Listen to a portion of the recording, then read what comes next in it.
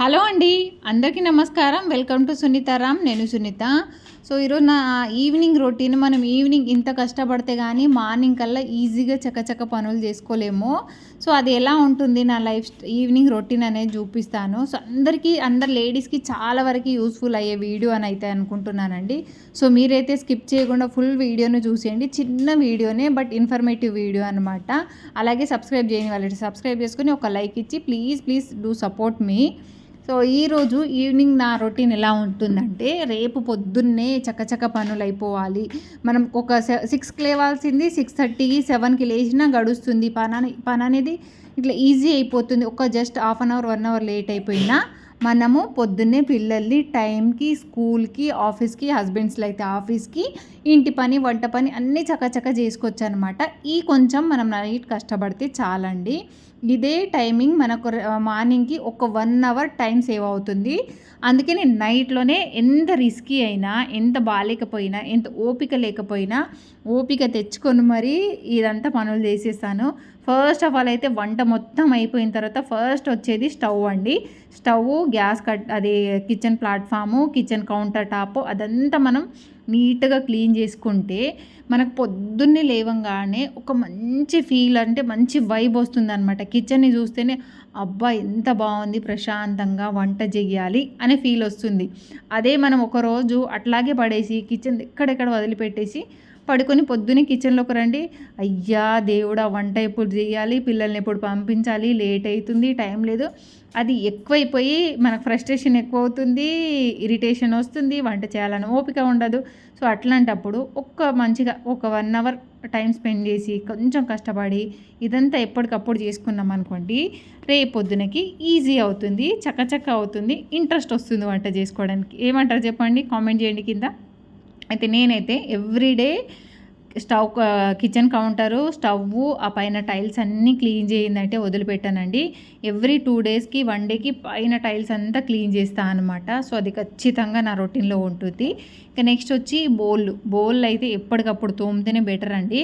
నేను ఎప్పుడన్నా జస్ట్ మార్నింగ్ది ఒక పూట దోమలేదనుకోండి, ఇంకా నా కిచెన్ నిండిపోతుంది. నేను ఒక షార్ట్ పెట్టాను చూసారా, చాలామంది అడిగారు అనమాట, ఎందుకు అక్క అప్పటికప్పుడు తోముకోవచ్చు కదా అని. నేను తోమేదే ఎప్పటికప్పుడు.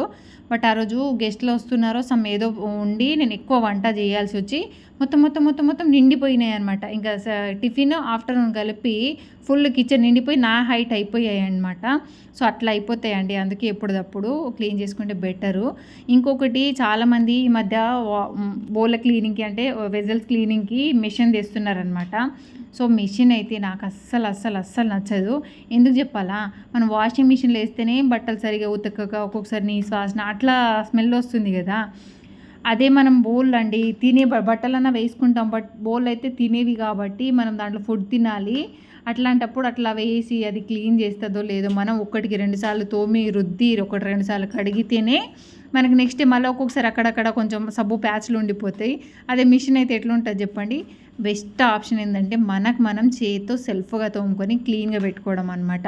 ఇంకొకటి, పని మనుషులను కూడా పెడతారండి కొందరు. చాలా వరకు కొందరు చేసే వాళ్ళు ఉంటారు, బట్ కొందరు ఏం చేస్తారంటే ఇట్లా సోప్ రుద్దినామా, వాటర్ తీసినామా, పెట్టినామా. ఎందుకంటే నేను మా పిన్ని వాళ్ళ ఇంట్లో చూసాను అనమాట రీసెంట్గా. వాళ్ళ పని వాళ్ళని పెట్టుకుంటే, అదే వెజల్ క్లీన్ చేసే వాళ్ళని పెట్టుకుంటే జస్ట్ సోపులు ఇట్లా అంటుంది, ఇట్లా తీస్తుంది, పెడుతుందండి. అప్పుడు అనిపించింది, మనం పనులను పెట్టుకునే కంటే 1 గంట మనం కష్టపడితే హెల్త్కి, అంటే మనకి మంచిది, హెల్త్కి కూడా. ఇట్లాంటి పనులను డబ్బులు పెట్టించుకొని ఇట్లాంటి పనులు చేస్తారు కదా అనిపించింది అనమాట. సో బెస్ట్ ఆప్షన్ ఏంటంటే మన బౌల్లోనే మనమే తోముకోవడం, లేదా కొంచెం ఇంట్రెస్టింగ్గా పనిచేసే వాళ్ళతో తోమించుకోవడం అనమాట.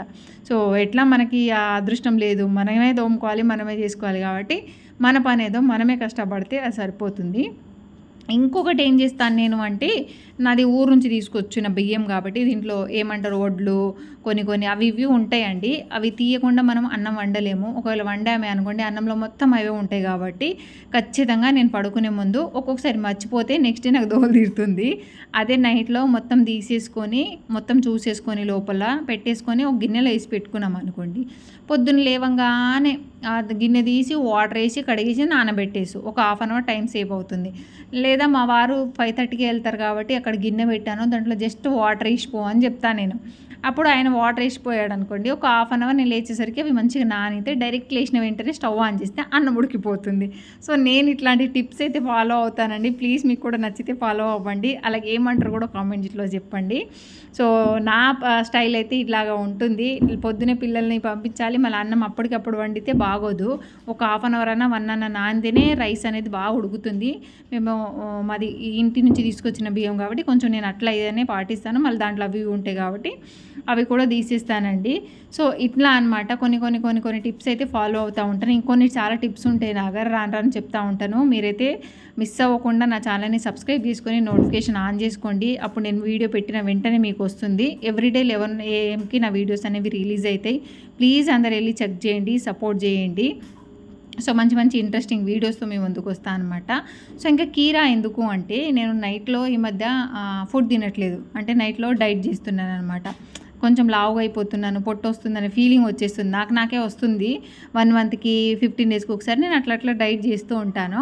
సో ఈ మధ్య కొంచెం మళ్ళీ ఆ ఫీలింగ్ వస్తుంది నాకు, లేదు చబ్బి అయిపోతున్నాను అనేసి ఒక 2-3 డేస్ నుంచి నైట్ డిన్నర్ స్కిప్ చేసేసి ఓన్లీ కీరా లేకుంటే ఏదైనా ఫ్రూట్స్ ఉంటే తినేసి పడుకుంటున్నాను అనమాట. సో మీకు కూడా యూజ్ అయితే ఫాలో అవ్వండి, మన హెల్త్కి మంచిది కాబట్టి.